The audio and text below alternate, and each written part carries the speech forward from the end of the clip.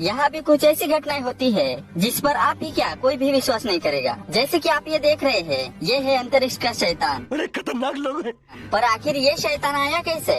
तो चलिए शुरू करते हैं। और साथ ही ये कुछ गजब के फैक्ट्स। फैक्ट नंबर 3, 1977 में जापान के मछुआरे को समंदर में मछली पकड़ते वक्त एक अजीबोगरीब बड़ी सी लाश मिली, अरे बाबा, जिसका शेप डायनासोर जैसा था, जो कि ये है। क्या आप बता सकते हैं कि ये किसकी लाश है? इस जहाज पर कोई भी इस लाश को पहचान नहीं पाया कि ये किस चीज की लाश है। इस लाश से बहुत ही तेज बदबू आ रही थी। इस सटी हुई लाश का वजन करीब 1800 किलो था और वो लगभग 10 मीटर लंबा था।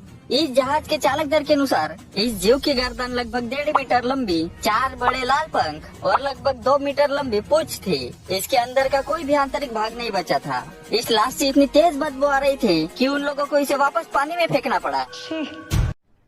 अरे कहना क्या चाहते हो? लेकिन फेंकने से पहले उन्होंने इसके कुछ फोटोज और कुछ सैंपल लिए थे, जिसमें इसकी त्वचा के सैंपल, इसका मांस, कंकाल और पंख के सैंपल थे। इस लाश को उन्होंने मेस्सी नाम दिया था। ये लाश मिलते ही काफी हंगामा हुआ था।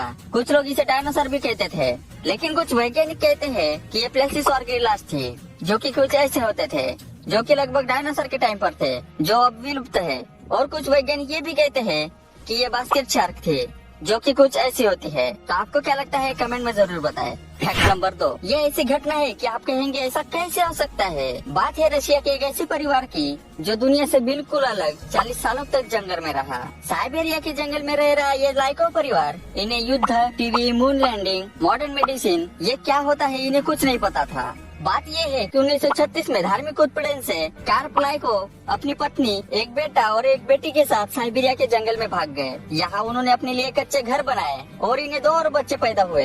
इन्हें यहाँ रहते रहते 40 साल हो गए। इस दौरान सेकंड वर्ल्ड वॉर भी हो गया, टीवी और भी बहुत चीजें हो गई, लेकिन इन्हें बाकी दुनिया का कुछ नहीं पता था। फिर 1978 में कुछ वैज्ञानिकों की टीम जंगल में रिसर्च करने के लिए हेलीकॉप्टर से जा रही थी।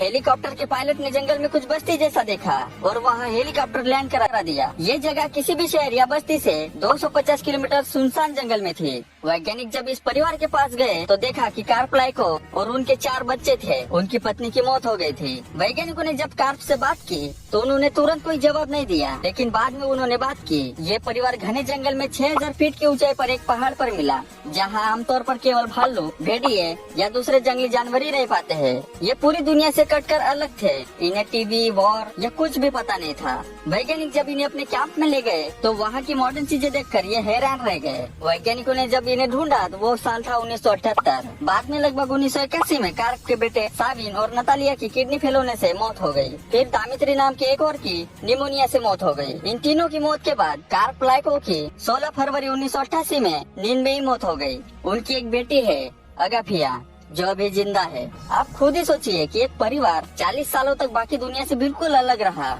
इस दुनिया में कुछ भी हो सकता है और उनकी ये सब ओरिजिनल फोटोज है।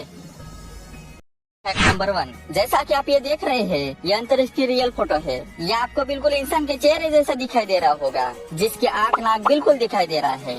पर आपको बताना चाहूंगा कि ये एक ऑप्टिकल इल्यूजन है, यानी कि एक भ्रम है। लेकिन ये फोटो बिल्कुल रियल है। ये फोटो अंतरिक्ष में रॉसेट नेबुला की है।